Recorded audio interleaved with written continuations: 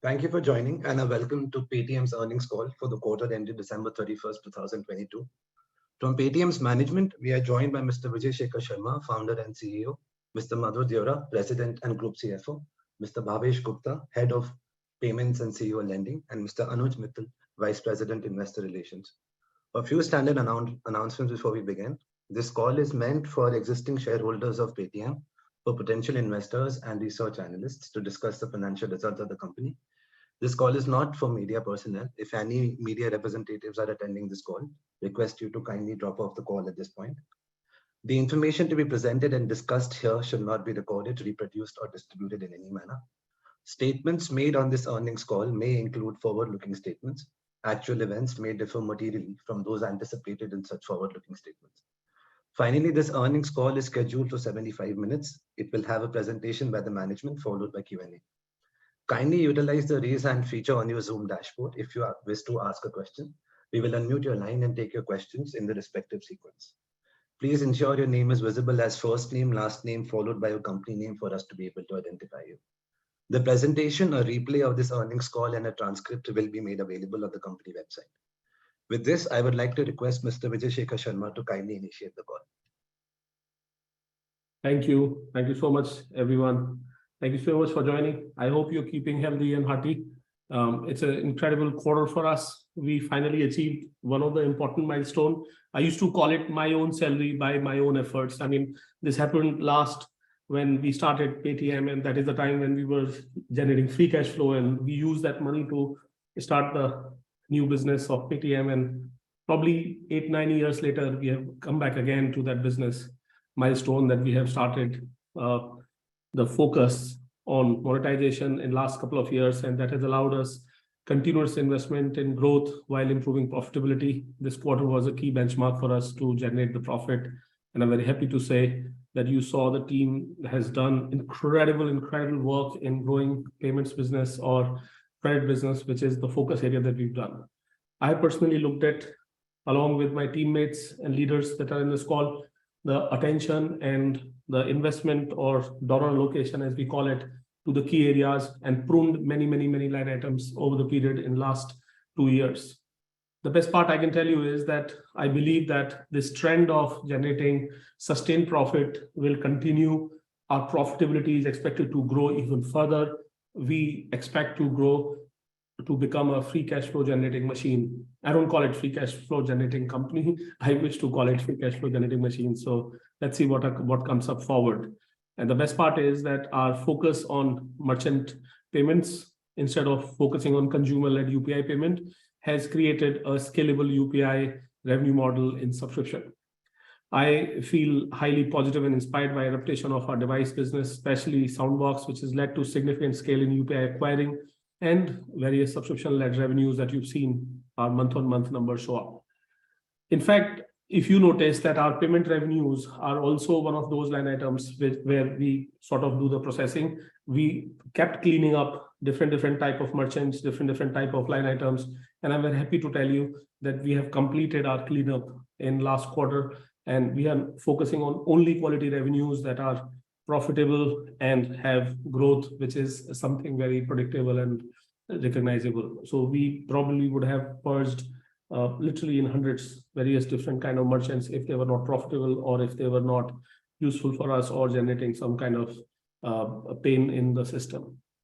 Our lending model of focusing on low and grow, if you noticed, we started with small ticket size, has now demonstrated that it is a large scalable opportunity, especially because our portfolio qualities are demonstrated over multiple payment cycles, and our lenders and partners conviction and our alignment and specific focus to the regulatory landscape and guideline gives me confidence that we are addressing a pretty large profit pool in our credit disbursement business.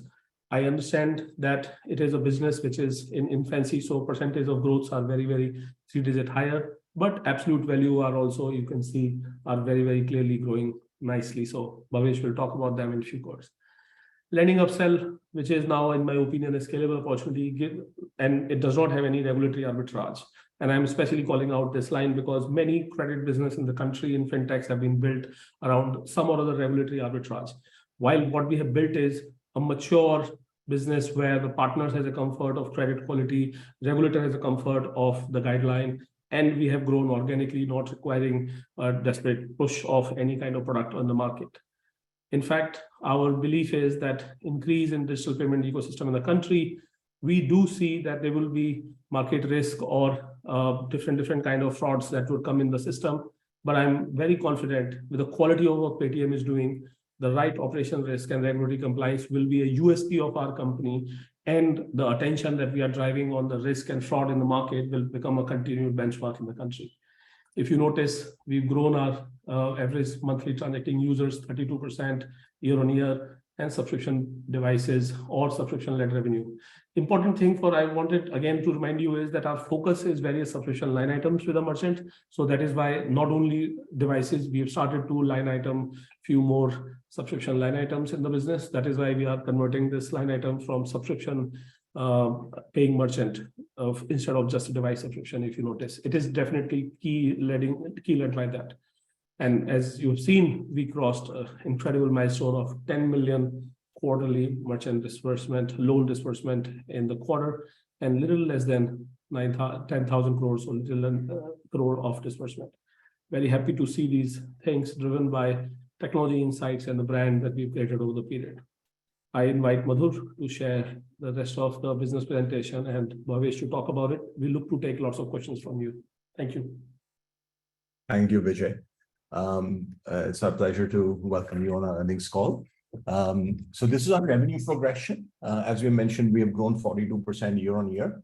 As Vijay pointed out, as you pointed out in the earnings release, this quarter we did not record any UPI incentive. This is because the UPI incentive circulars came in January. Last year they had come in December.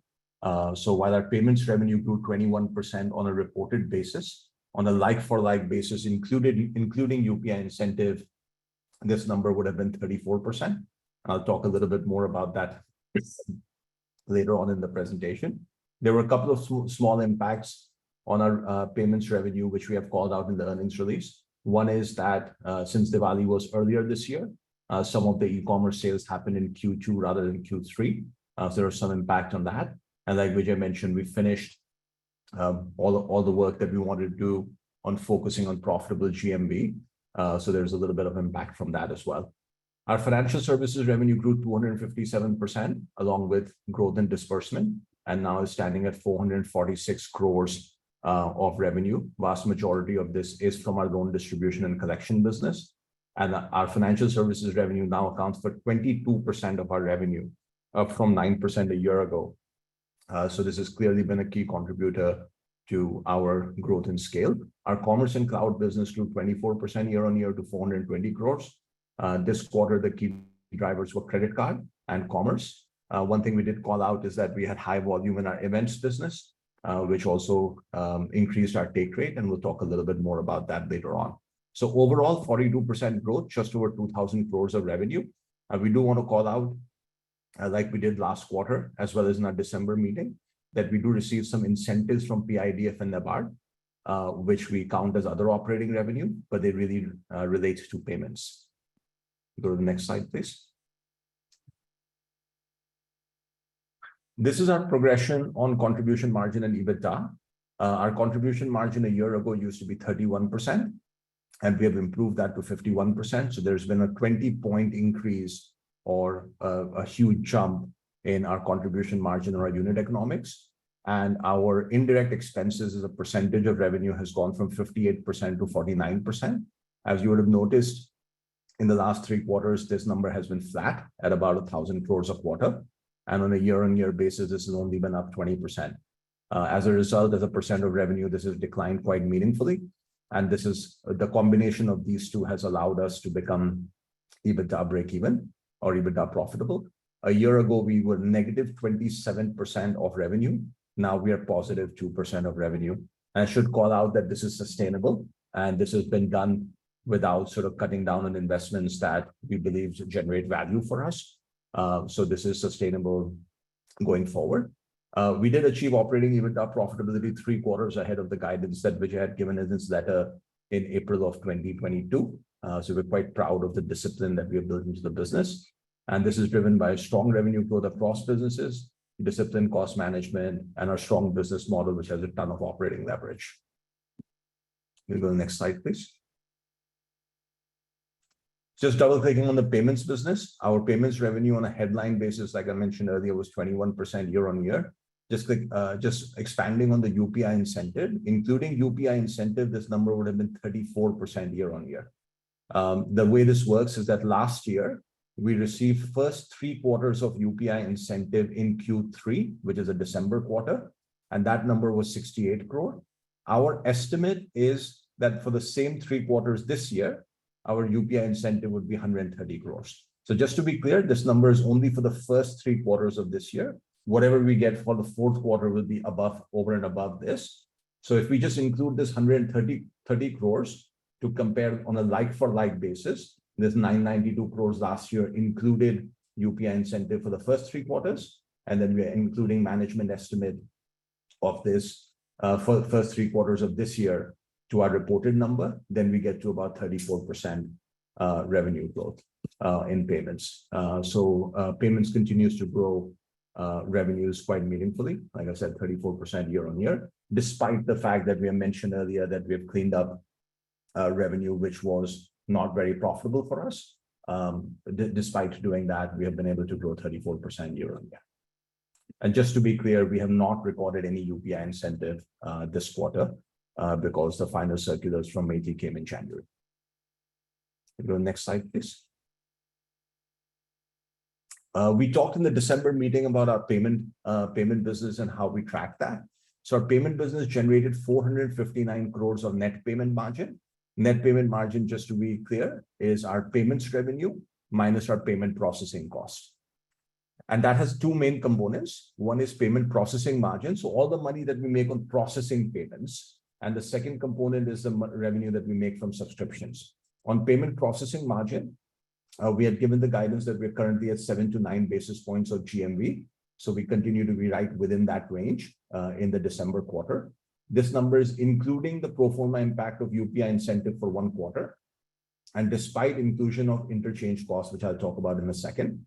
And we had given the guidance, and we stick with that, which is that UPI, since UPI is growing faster than other instruments and UPI is slightly lower margin, we expect long-term payment processing margin to stabilize at 5 to 7 basis points. Coming to subscription for a second. Subscription, we make a little over 100 rupees per month per device. The number of devices has grown to 5.8 million devices now, up 3.8 million. So roughly 1 million a quarter is what we have been able to grow this by. Massive growth in this business and massive opportunity ahead of us. And it gives us many, many benefits in terms of merchant monetization, merchant stickiness, and merchant upsell. And like we mentioned in December, and I briefly mentioned earlier, we also get some incentives from partner banks, RBI and NABARD. Some of them can be lumpy in nature because from a quarter-on-quarter basis, but this is steady revenue that we get every year.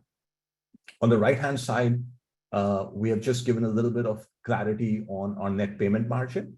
So on a like-for-like basis, this number went from 443 crores last quarter to 537 crores last quarter, this quarter. One of the things that we have done is for our Paytm postpaid product, we now incur an interchange cost. Previously, we used to incur a promotion incentive, which used to be in our cashback. So you will notice that our cashback has gone down dramatically. And we have a lot of disclosure on this in our earnings release. But at a high level, our cashback has gone down quite dramatically from about 190 crores to about 90 crores. Whereas we have taken 78 crores of interchange costs related to Paytm postpaid in our net payment margin.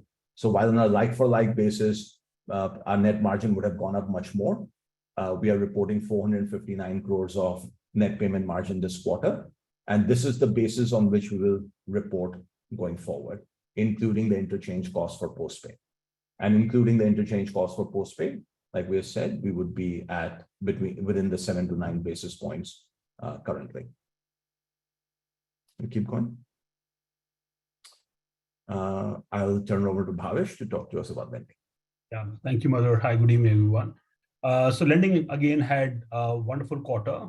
This is on the back of all the 3 businesses now coming to some level of maturity. Postpaid as a business, you can see that now 2 big things have happened. One piece it is that Paytm Postpaid continues to be the largest funding source or a lending product which is accepted at 17 million merchants, 1.7 crore merchants in the country. We're seeing a very good adoption by merchants who want Paytm Postpaid to be available on their shops, either on an EDC device, payment gateway, or a QR code. We continue to see a very healthy growth. Obviously, Y-on-Y, this number looks 3-digit, 300% plus. But Q-on-Q basis also, we are clearly seeing this business grow very comfortably at about 25-30%, which is shade over the guidance that we have been providing in the last quarter, that we feel very comfortable growing our lending business quarter on quarter between 20 to 25%. But now we're seeing that growth actually higher than that number at about 30%. Our personal loans, Y-on-Y is looking much sharper because we started this business shade before December 21 quarter. So this number obviously look closer to 500% in terms of personal loan. But two interesting things have started to happen in PL. The postpaid, the customers who are taking PL from us, 40% of the disbursement is happening to existing postpaid customers. This is giving much better portfolio quality comfort to our lending partners, and also is giving a great experience to our consumers who, through largely with a couple of clicks, are able to consume this product very conveniently through the Paytm app. We're also started to see almost 15-20% of the customers who had taken PL over the last 12 to 18 months and now finished their loan, coming back to take another loan. And hence that portfolio is also becoming very material, and the quality of that portfolio is better. New to PL portfolio continues to be operating between 30-40% of the disbursement amount in the quarter, which is a very healthy mix, which will make the PL business not only scale very, very well for us, but also will make sure that our profitability for us and credit quality and profitability for lending partners continues to be better than the plan. Merchant loan is something that we feel very excited now. Obviously, last year, through the year, was impacted by COVID. And we saw maybe about 2 quarters back that once COVID was completely out of the market, merchants were coming back to the normalcy in accepting more payments and hence merchant lending. We are now seeing the acceleration amongst the 3 businesses highest in the merchant lending product. And we continue to believe that merchant lending product back on the devices growth will continue to scale much healthier. And we do see as an opportunity that as our devices penetration keeps increasing, our loan penetration to devices merchants will also keep increasing. It is hardly about 5%, and our total devices in the market have now crossed 5 billion. So we do feel very positive that all the 3 businesses, be it postpaid, personal loans, and merchant loans, should continue to demonstrate very healthy quality of business and profitable products for both lending partners and ourselves in due course of the next many quarters to come. Can we move to the next slide? If you see on the left-hand side, there is the financial services revenue, which now is contributing 22% of the overall revenue for Paytm. This has really grown very, very incrementally over the last year. And this is largely backed by the performance that we've seen in lending business, which is contributing disproportionate portion of this 446 crores of lending revenues. The interesting part here is that we continue to see that the number of new borrowers who are coming in quarter on quarter is a very comfortable 500,000-ish number every month. We are not aggressively chasing this number as a metric, while the overall top of the funnel, as you can understand, we are sitting with 80 million plus monthly transacting users. And of the 80 million monthly transacting users, life to date in the last 2 years, only 8 million unique borrowers have access credit through Paytm platform through our various lending partners. So just 10% of our entire monthly transacting users thus far have taken any form of credit through the Paytm platform. And another 500,000 every month are taking incremental credit as new customers on the Paytm platform. This just gives us a very good segue, because we've spoken in the past that a very large portion of our MTU, close to 40-45% of our MTU, is whitelisted on various loan products with our partners. And hence, we feel very confident that while we continue to grow new business through new consumers, and the fact that almost 40-50% of our existing loan business is coming from existing customers or merchant of business, the cumulative effect will continue to give us a 20-30% growth rate quarter on quarter for the foreseeable future. In terms of our portfolio, I think the portfolio is holding up very, very nicely. We continue to see that for all the metric that we have demonstrated over the last 3 or 4 quarters. There has been zero any kind of deviation in the terms of portfolio deterioration of any kind. In fact, the portfolios are performing better than the expected credit losses that our partners have assumed. These numbers for different businesses are lower between 50 basis point to 75 basis point between postpaid to personal loan.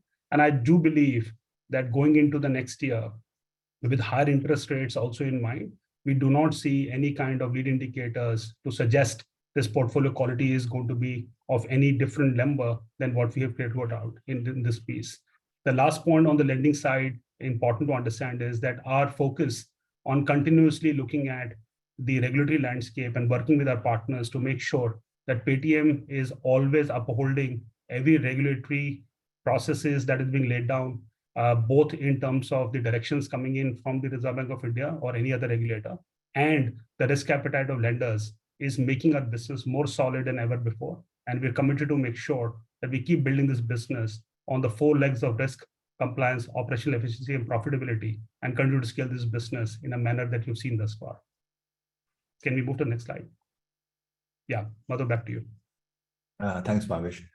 So this is about a commerce and cloud segment, which did 420 crores of revenues this quarter. The main drivers of this were our credit cards and commerce business, which saw quite a decent jump.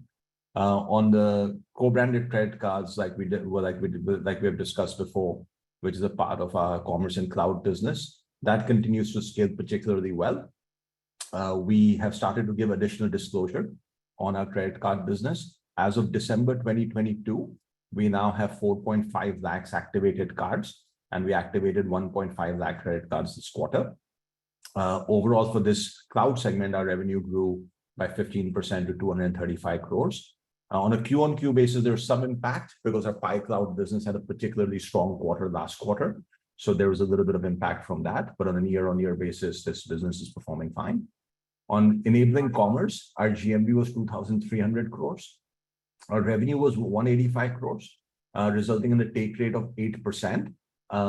We did have high volume in our events business, and we have clarified in the earnings release, and we're happy to take in Q&A, that there are certain events in which we provide full stack services. So we have high take rates, but also high direct costs. On a steady state basis, our take rate should be roughly 6%.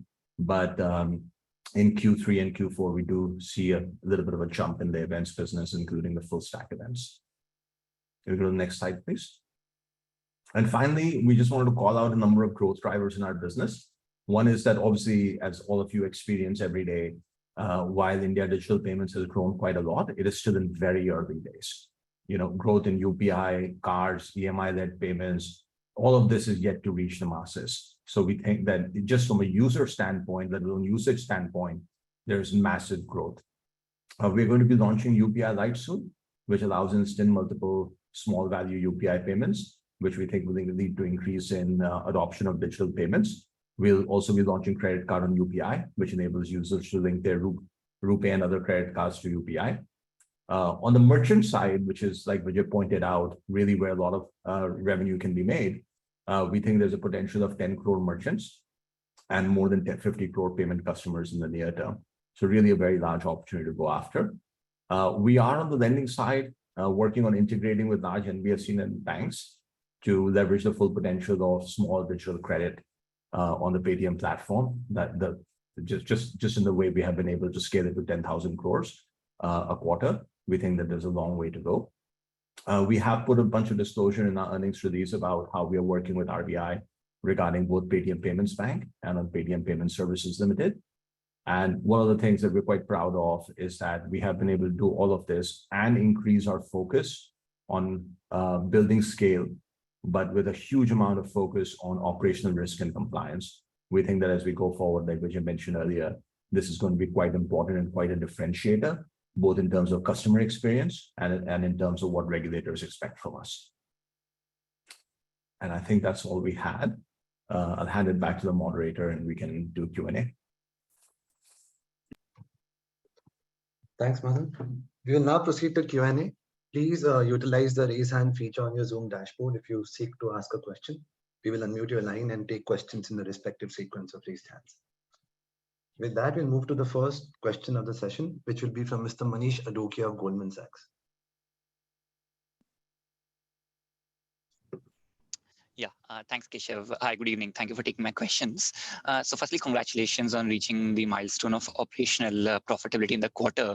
My first question actually relates to that.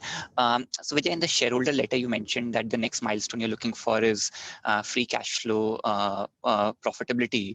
Now, with the UPI reimbursement coming through in the next quarter and your continued traction in the lending business, is it safe to say that you should get to positive free cash flow starting the March quarter itself? And related to that, where do we see margins go from here? I mean, are the double-digit EBITDA margins possible by end of fiscal 24? That's my first question. I'll wait for the second question. Thank you, Manish. And I just want to tell you that the Q4 UPI incentive will be one-off, and we will explicitly call it out. It is one-off. So leaving that apart, we will not be free cash flow generative. I mean, understand what I'm trying to tell you here is that one-off number, because it is coming in Q4. Remember, the number 130 crore that we are quoting is for 3 quarters. Fourth quarter number will be topped up on top of it. But still, that fourth quarter number, whenever it comes, we will call it extraordinary one-time line item. And because I'm calling it one-time line item, so I'm not calling it free cash flow generative. While technically with that adding that, yes, it could be free cash flow generative for that quarter. But again, next quarter, because it won't be there, so then we don't know what to say. We would rather like to say free cash flow generative on the quarter when we are consistently sure of this. For example, like EBITDA profitability that we have done operatingly, we will continue to increase the EBITDA profitability. Could it go 2-digit in what timeline? I don't know, but yes, it could go 2-digit for sure. And like I said, this is a sustained EBITDA growth that we are seeking from here on. Yeah, Sure. yeah, I totally agree with that, Manish. And I think it's just, for us, it's important that the timing of UPI payments will vary depending on when government releases the circular. So the way we see it is a bit of a normalized number.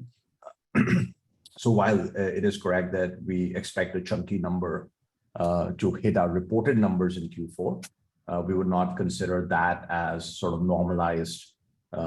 And as a result, if that results in free cash flow break even, we would not consider that as normalized free cash flow break even or a milestone in that journey. And on the second part of your question, I don't want to give sort of specific quarters or specific guidance, but we did want to call out that nearly everything that we're doing is very sustainable. We have, as you know, been investing in growth alongside moving to profitability. So we don't see a challenge with some of these trends continuing, where we can continue to improve our revenue and our contribution profit dollars while improving and having that result in increased profitability. Sure. Thank you so much for that. My second question is on regulation, and thank you again for providing the detailed update in the press release. Would you be able to give us any sense on the timelines? I mean, the Paytm Payment Bank, it's now obviously lasted longer than your initial expectations. You had some back and forth with the RBI there based on the press release. Can you give us a sense of how long it might take, like a quarter, a couple of quarters longer? Any color would be helpful. RBI decisions, we don't have a control over them. Based on what we've been interacting, the day is not very far. Right. And can I ask a follow-up? I mean, have you had to make any kind of meaningful operational changes to resolve this ban that could have any kind of business impact?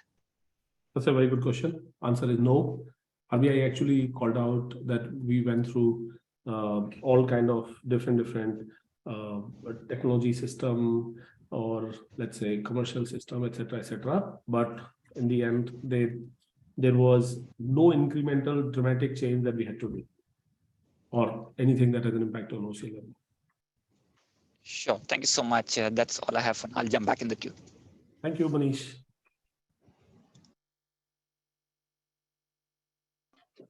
Thanks, Manish. The next question will be from Mr. Sachin Salgaonkar of Bank of America.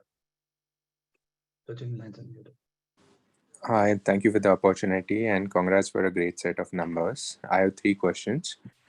First question is, when we look at payment services to consumers, it is down on a QoQ basis. And I do understand, your comments, but just wanted to understand, the outlook going ahead. How should we look at, will there be incremental growth, or, we do see a bit of a softness in the near term? You see a growth. We were removing the bad blood. Okay, great. Second question is, Vijay, on the comment what you made about, the cleanup with merchants. So, what kind of an impact, and there was obviously a statement at the end by Madhur saying that, the opportunity is huge in terms of 10 million merchants. So, possible to help us with a bit of a lay of the land in terms of merchants, what kind of merchant cleanup are you seeing, and, what kind of focus of merchants is what you guys are having going ahead? So Sachin, in the market, there was merchants where let's say the rates that were provided were special case scenario rates. For example, like you go to issuer bank and then you generalize the commercial based on that. But over the period, those rates got changed, but the customers' rates did not change. So they were not net revenue profit generating for us, net profit generating for us. So we were extremely critical of accounts that were not profit generating for us. We were clear in the market that none of our competition who is private can even afford to take these kind of costs. So we were clear about it that take it or leave it, and we left many of those merchants. So it was led by cleanup of quality revenue that contributes towards bottom line and growth. Sachin, if I may add, just the filter that we use is that the merchant should be profitable. With the only exception where we see immediate upsell opportunities, right? So for example, a paper QR merchant historically was not profitable. Now with UPI incentive, they are profitable as well, actually. But we also see upsell opportunities there, which is devices and merchant lending and so on, right? But for example, certain online merchants, you would not see, for example, lending upside. So those businesses need to be profitable for us because we build technology, we help them with routing, we help them aggregate different types of payment instruments. We should be able to make margin on it. And that discipline has percolated to every single business team. And as a result, we have been able to improve our net payment margin. There has been a marginal impact on revenue, but on a year-on-year basis, we're still growing very significantly. So I think we quite like the trade-off where our revenue is up 34% like for like, and our net payment margin is up 120% like for like. I think that brings a lot of great discipline in the business. That's the right way of building a business. Got it. Thanks, Madhu. And last question, obviously, is on the back of, the adjusted EBITDA break-even. And clearly, obviously, you guys are seeing the sustainability of this.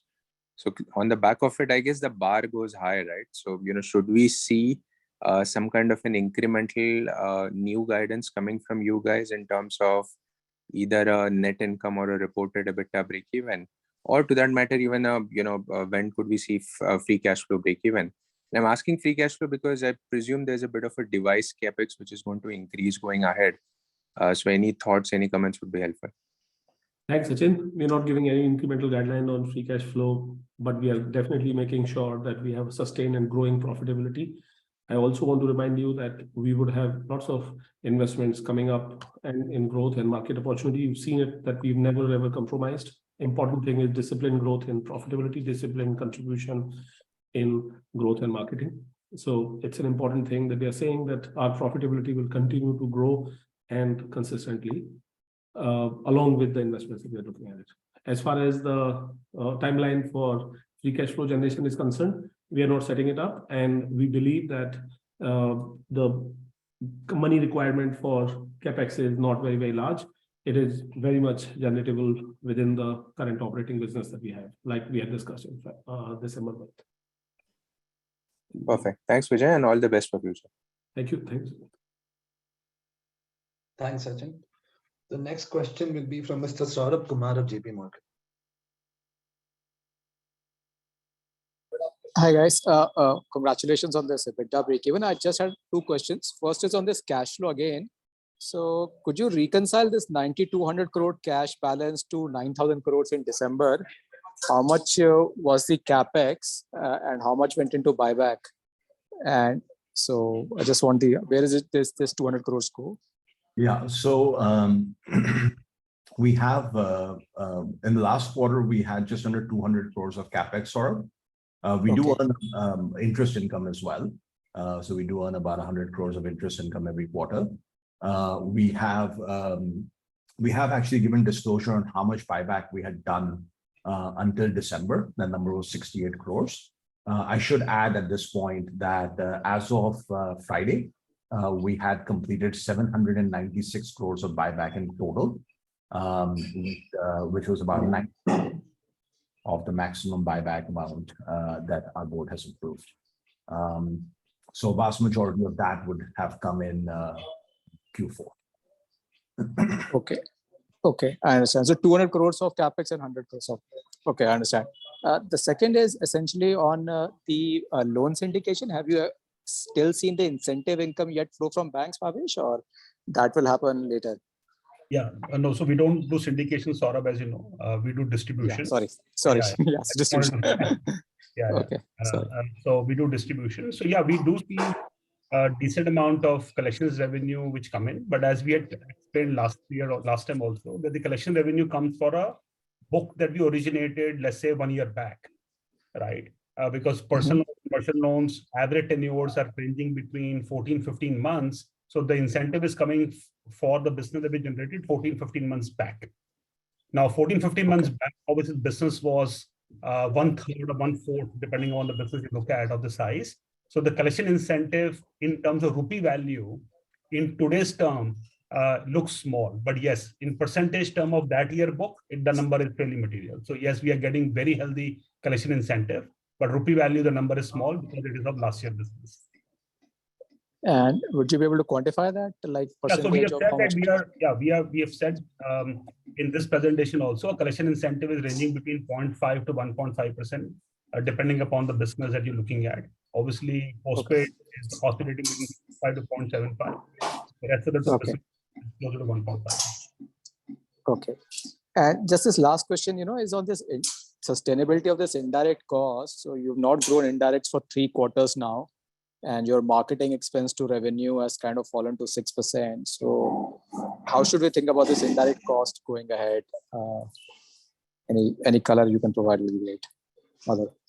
Thanks. Yeah. As we said before, I think we have prior to 2 quarters ago, we had done a significant ramp up of indirect expenses in 3 main areas. One was technology, the second is sales, and the third is marketing. So we had done that even as we were increasing contribution margin and revenues.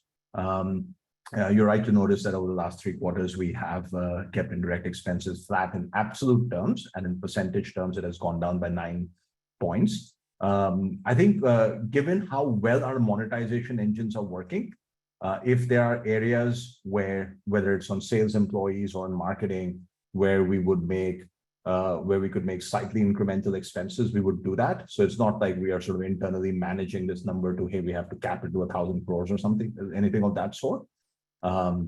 So where we do see investment opportunities, we do that. You would have seen that within this 1,000 crore number, people cost has gone up, largely driven by sales employees and in some cases technology folks. So we do make those choices. So as monetization is kicking in, we might increase this number over the next few quarters, but not at the expense of increasing profitability and free cash flow. And frankly, given how well monetization is working, we don't have to make those sort of tough choices, if you will. Okay, got it. Thank you. We do also, I should also add that like all companies in April of every year, we also have appraisals. So that also has an impact on employee expenses, but that's 1 quarter from now. Okay, and just one follow-up. So of the employee, 300 crores is the discretionary, that cost of building the platform, your growth cost. The remaining 700 crores is basically just the maintenance cost of this whole business, right? That's the way one should think about it. No. We've given making cost and disbursement costs. Field sales executive are one cost. Second cost is people who make it. So the appraisal happens of the people who make it. Okay, got it. Thanks for that. Thanks, Saurabh. The next in queue would be Rahul Jain from Dolat Capital. Rahul, you can unmute your line. Yes. Hi. Thanks for the opportunity. I just have a couple of questions. Firstly, if I look at our promotional cashback, even on an adjusted basis for the 78 crore that you mentioned, it's kind of down 30 to 40 crore on a QOQ basis, and it's not significantly higher even on a YOY basis. But we've been adding our number of MTUs quite well, even on a QOQ and YOY basis. So I understand a very large component here could have come from lending and devices use cases, but where we are and how we are adding more and more MTUs with cutting down both on promotional and marketing side. Rahul, these MTU additions, as you very well have seen, are not driven by cashback. Instead, they are driven by good marketing that is led by referral marketing and great product initiatives where customers who have downloaded the app, we are converting them into better way than previous in first transaction. So we internally have a first transaction Hawkeye view of the customer and then retainance technologies. So it is product and technology driven by referral as a product initiative, not by the marketing initiative. That said, like I've always said it, we will not shy away from investing in consumer growth at a time when we see that we have outlier profit opportunities coming up. So right now it is product technology. Right. So does that mean our annual transacting user is still a very high number from where this retention optimization is being done? And if you could share that number. Rahul, we are very, very interested. I want to tell you that we've looked at UPI because this was the war of UPI effectively between different companies. Somebody chose consumer P2P, somebody chose P2M, the merchant payment. We chose merchant business. So if you notice, our merchant business revenues in the industry of payments is particularly higher than every other peer, all because we put attention there. In fact, our acquiring side market share, which NPCI does not yet declare, once they start declaring, you will see how well we are capitalized there over other UPI players, also standalone UPI players or other payment aggregators. So idea is that we have deliberately built it led by product and technology in consumer side, and acquiring side is what our revenue and business opportunity has been. So we'll do it, consumer side also. Rahul, and just to clarify, we have not slashed cashback or anything of that sort. Our contribution margin continues to improve. So we do have room if we wanted to increase cashback, but there just hasn't been a need, right? Like Vijay said, it's very product led. Our learning is that customers long-term stay with you for product, or the product is improving, they just stay with you. So we are roughly doing about 3 basis points, just under 3 basis points of GMV as cashback. A chunk of that is referral, which is really targeted towards new users. And the rest of it is just related to just transactions that users do, where we have reasonably good take rates, and we might be giving a little bit of that back to users. So that's how we manage our business, but we have not sort of slashed cashback or anything of that sort. Right. And just one more, if I can. Basically, we've been highlighting this new net payment margin, and we have given a band. While we see the way we have progressed, we have improved on this metric very, very significantly. And the kind of net margin that we are making right now, probably we might not have made in the historical basis anytime in the past. So what make you think that this would get optimized to this level and rather go down eventually, just because of the mix? Because I think the number of use cases and the kind of the value or GMV individual transaction can bring, it has such a wide variety of possibilities. Then it would be never be possible for anybody to capture this number precisely. So why we want to share this number and think this can go down? I think when you adjust for UPI mix, which we have clarified, and you mentioned in your question the mix effect. We think that this is a reasonably good indication of how much money are we able to make on each transaction, right? And you're right that certain transactions may make us lower money. That could depend on the type of merchant, type of customer. It could depend on the type of instrument. So this gives us a reasonably good sense of if a customer comes on our app versus if we are on the merchant app or in the merchant shop, and what is the value that we are adding for the technology that we bring, or for the consumer access that we bring to our merchants, or the convenience that we bring to the consumers. We think that's a reasonably good proxy for that.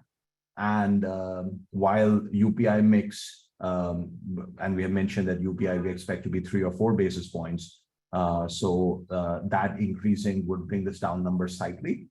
We think this is a reasonably good number to focus on. And I think the part of the reason to bring that out was to clarify that payments actually does make money on an aggregate basis on GMV.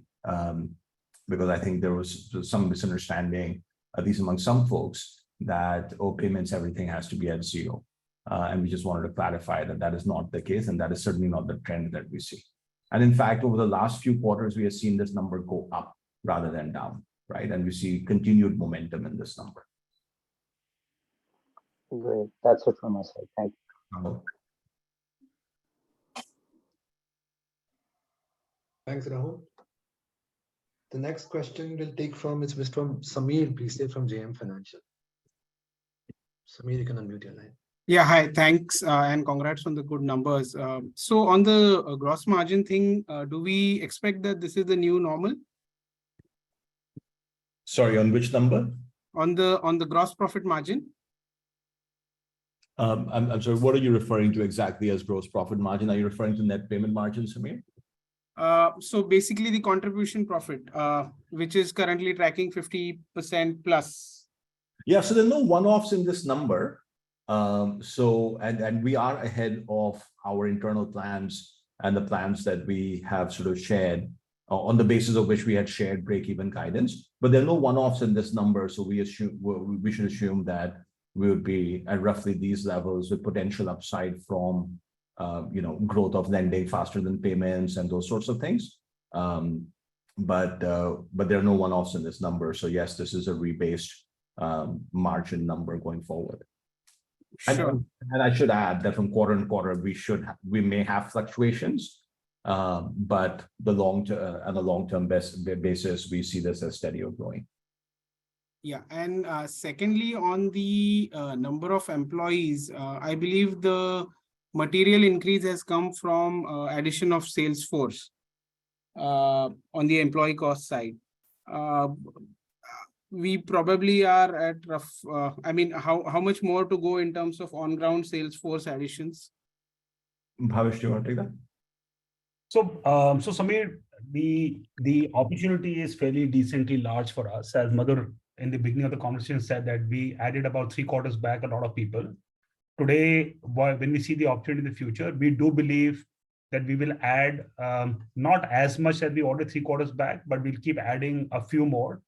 But what will be the exact number? We haven't done the EOP planning, but yes, there is going to be addition, but it's not going to be a materially large addition. It will be an addition which will be positive in terms of getting us more devices per incremental sales force than what we've done in the past. Yeah, because we are already probably tracking roughly 30,000 kind of sales, on-ground sales team, which is why which is sizable. So yeah, so it's not actually that large a number, but yeah, it's closer to that number. But the important part here is that when we look at the opportunity, as Vijay mentioned, of 10 crore merchant as an opportunity, and we're sitting with 3 crore merchants today, we have a very, very long way to go. We are currently placed in about 400 to 450 cities and towns, and our belief here is that over the next 2 to 3 years, we would like ourselves to be in maybe 1,000 towns. So this penetration will be a bit more people-led. But yeah, we'll calibrate it as we see the growth, but it will not be on the back of doing loss-making growth, but it'll be on the back of making profitable growth. And so if I could just add one thing is the work that these sales employees do has very good payback period. especially when they're going and putting sound boxes and devices and so on. The unit economics on that works really well. So it's just a question of, do you do upfront investment like we have done, or do you sort of stagger it over time, right? But we have such high conviction that we have done the upfront investment. And goes a little bit back to the question that Sachin was also asking, is that, we have sort of gone from 2 million devices to 5.8 million devices. For that sort of growth, you do end up front-ending the investments a little bit. And that's what we have done. Yeah, and the payment services to merchant piece is clocking like 9% YOY. I'm sure with the kind of devices that you've added in last 9 to 12 months, this number starts ratcheting up. But how does one see this? Yeah, so I think Samir, Vijay tried to answer that question earlier in that part, that two things have happened. One piece that is last year we were clocking in certain GMV and hence certain gross revenues of merchants which are either not profitable or we were not very comfortable purely from a risk perspective. So we've done a lot of cleanup over the last 2 quarters. I think the cleanup started in 1Q. Yeah, and then we moved in Q2, and then we did some residual impact in Q3. So there is some impact this time around as well. Yeah, but future going forward, I think when you get into the next year, we do see that the cleanup that we had to do, we have done, and we will have some more win back coming back from those merchants who on commercial basis had been left off, because we do know our product is arguably the best in the country. So it will come back to us. And more importantly is that our acquisition machinery, as you rightly pointed out, is going to continue to churn a lot more GMV than what we've done in the past. So you will see growth coming into this factor, and this will be more profitable growth than we've seen in the past. And just to add to that, there are 2 other factors when you're looking at a Y-on-Y comparison. Samir, I apologize if I wasn't clear earlier. One is obviously UPI incentive. So in December quarter last year, we had UPI incentive. In this December quarter, in the number that you are referring to for 9% Y-on-Y. Yeah, it doesn't include that. Incentive. So that's one difference. The second is because Diwali was a bit later last year. QQ versus some of our online merchant sales had online merchants had sales in October and early November, whereas this time most of our merchants had their big sales in September and a few smaller sales in October. So that sort of some of that revenue got moved to Q2 this year versus being in Q3 last year. Fair enough. This is great. Thank you and all the best. Thank you, Samir. Thanks for your questions. Thanks, Samir. The next in queue would be Gaurav Kochar from Mirae Asset.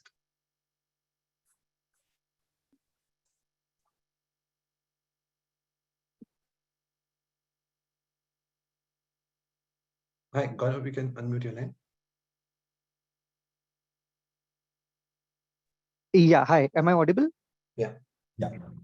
Sorry. Yeah, many congratulations to the team on achieving the operating profitability well ahead of guidance. Questions, firstly on the lending side. So while you've disclosed the penetration level in merchant loans as a percentage of device merchants, a similar like-to-like on the consumer side, if you can call out what is the total let's say user base of BNPL product, which is your postpaid. So I mean, if you can give the number of users who have subscribed to postpaid, and maybe PL as a percentage of that, PL disbursed in the last 12 months as a percentage of that, how would that number be? And like you've mentioned, repeat rate of 45% in case of merchant loans. Given that this product is also more than 12 months old now, what is the repeat rate in case of PL? And going ahead, in terms of this sort of penetration, PL as a percentage of your BNPL customer base, where do you see it tracking? So that would be first on the lending side. I have another questions, maybe I'll ask it later. Sure, Gaurav. So Gaurav, we have said 8.1 million users have gone ahead and taken any form of credit. Out of 8.1 million, broadly, I would say closer to 7 million are people who've taken BNPL credit. And that number, we do see adding about 400,000 new users every month, right? So that is there, and hence the percentage of MTU still there is. This is about less than 10%, and in terms of lenders whitelist, which is closer to about 40 million, there is a very long way to go. So there is obviously no holding us back in growing this business at 400 to 500,000 new users on BNPL every single month. In terms of the personal loan, in terms of penetration, that number will be, I don't have an exact number, but I can give you a range bound. That number is fairly small against the 7 million users who have BNPL. The number of users who have been pre-approved for a personal loan by lenders will be close to about 2 million, of which I think about 300 to 400,000 users have taken. And every month we see about 30-40,000 users take PL from the BNPL pool. So again, that opportunity continues to be very, very large. Here are the MTU numbers: 4%, 0.8, 5.2. They're clearly articulated. The third piece of question is in terms of PL to existing PL. I did mention early in my conversation that is closer to about 15 to 20% today. And as the book continues to keep maturing, this ratio will stabilize at about 40-45% of existing PL customers taking another PL over the next 12 to 18 months. I don't think that the BNPL customers taking PL, that ratio is 40% of PL coming from existing BNPL customers. This ratio is going to change. So the stable use case will be about 40% of PL coming from BNPL, another maybe 40% coming from existing PL, and the remaining coming from new to PL for the first time. So there is a very decent runway ahead of us for many, many years to continue to penetrate into the current MTU. And obviously our MTU is also growing fairly at a good clip. Great, sure. So just to clarify, the first form of credit that we give to the user is a postpaid, or you directly give PL?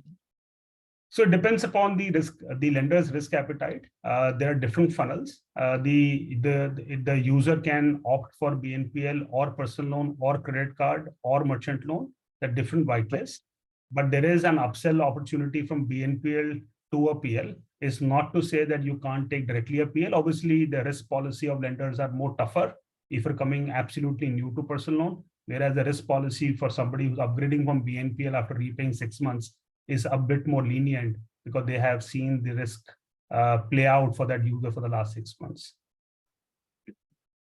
Got it. Sure. Thanks. Second question is on the credit card side. We've added about 1.5 lakh cards in this quarter. Just wanted to understand, was this a festive quarter and hence the run rate is high, or you believe incrementally we can add 50,000 cards every month or 1.5 lakh for the quarter kind of run rate in the near future? And also, if you can give some color around what percentage of the total income on the cloud business would be coming from credit card business, and going ahead, let's say taking a 2-year view, assuming a certain number of cards, what would be the proportion of this in the cloud business?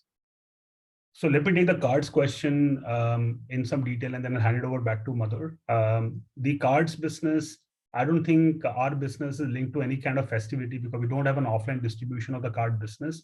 It's purely played on the digital journeys that customers are whitelisted by issuers and they consume it. So yes, the short answer is that the run rate of 50,000 is not issued cards, it is activated cards because we don't track issued cards. Our belief here is that we only want our partners to look at where the cards are getting activated on which they can get spends and we can make money. So 50,000 is a run rate that we've been doing for the last couple of months. And our belief is that this run rate is only going to become better. And I had said in my conversation in the past that we aspire to look at about 1 million cards to be issued over the next 12 to 18 months, and we're sticking to the guidelines. Madhur? Yeah, Gaurav, credit cards as a percentage of cloud revenue would be about 20 to 25%. And we do expect that to grow, given that credit cards as a business is expected to grow faster, given the very low penetration that we have. All right, thanks. Just last question, if I can squeeze in. On the employee sales force, we've added about 5,000 on an average. There's been a 5,000 employee uptick in this quarter. And I understand this would be largely towards the merchant business acquisition that has been so successfully doing. Just wanted to understand Hello, am I audible? Yeah, we lost you for a second, Gaurav. Yeah, you can continue, please. Okay. Sorry. In terms of the device run rate, we've been adding 300,000 every month or about 1 million every quarter. Going forward, given that the headcount has increased, can we expect this run rate to improve going ahead? The answer is yes. We're already seeing metric for January become better over December. And we do believe that this number is going to become better than what we reported in the past. All right. That's it from my side. Thanks and all the very best. Thank you. Thanks, Gaurav. We'll have time to take one more question. And the last question of the session will be from Mr. Manish Shukla of Axis Capital. Good evening and thank you for the opportunity. So first on the sales force of about 29,000, how many would be off-roll? So Manish, we don't have off-roll as a concept in Salesforce. So this team is on the roles of either our subsidiary or directly in OCL. So the cost that you report, it fully accounts for this entire 29,000 people? Yeah, there would be attrition in the front end. So they may not have spent the full time. So the guy may not be earning 4 months salary, etc. As you can imagine, people who generally spend more than 30, 45 days, they continue to remain in the system a long period of time on which we spend the entire salary and incentive. But yes, we will pay to these people even if they're staying for 1 month, 1 day. Okay, sure. The next question is the interchange for postpaid that you reported. That roughly works out about 1.5% of the postpaid loans for the quarter. You think that's broadly the right run rate to look at it going forward as an expense? So this is a good question you asked. So this used to be when we started this business maybe 2 years back, we had to incentivize merchants and users to either take or accept postpaid. This number used to be higher, more closer to 2.5–3%. We've seen over the last 2 years, this number has now fallen to 1.5%. And as per the new digital lending guidelines, wherein this particular product has to be disbursed directly to the merchant through payment aggregators, hence it has become interchange. We do see that over a period of time with the scale that we've achieved, hopefully this number should settle down more closer to where interchanges are for credit cards of low value credit cards. But at the point in time, 1.5 is seemingly optimum the way our lending partner look at. But our endeavor is to make sure this number can fall down from 1.5% to maybe closer to 1% or 1.2% over a longer period of time. Okay, thanks. Then if I were to look at payment processing charges excluding interchange, that works out to roughly about 55% of gross payment revenues. Is there scope to optimize this further? Because obviously this has come down quite drastically over the last couple of years. Manish, that's not quite how we look at the business. So I would discourage you from looking at that as a metric, because by that metric, you wouldn't do credit card business, for example, right? In credit card, you can charge a merchant, let's say 1.5, 1.7, 1.8%, but a large chunk of that becomes payment processing costs. You still make a chunky margin. You still might make 10, 15, 20 basis points on that GMV, which is absolutely worthwhile for us to do. But we don't really sort of manage this number to say, okay, is it 55% or 60% or 50%? So I wouldn't quite look at it like that. I would look at it in the way that we have explained it in December and earlier today, which is what is that as a percentage of GMV overall, as in our net payment margin, which is revenue minus processing costs. What is that as a percentage of GMV? And for that, we have sort of said we are currently at 7 to 9 bips. And over time, because of mix effect, this might go down slightly. Okay. Thanks. The last question, if I look at the growth in financial services revenue, that is less than the growth in value of the loans disbursed. So if one were to calculate take rate as financial services revenue to loans disbursed, that has been trending down. What is causing that? Revenue is of previous year's loans and disbursement revenue is of this year's loans. So it's a combination of incentive of collection plus disbursement. Because incentive of collection is of the previous year, which is 400% less. So your number will look small. Next year. Should one look at it as 6-month lag, a 12-month lag? What is the right? The length of credit we are talking, average length, as you are reading in different loan line items, are 12–14 months. All right, understood. Thank you for answering my questions. Thank you.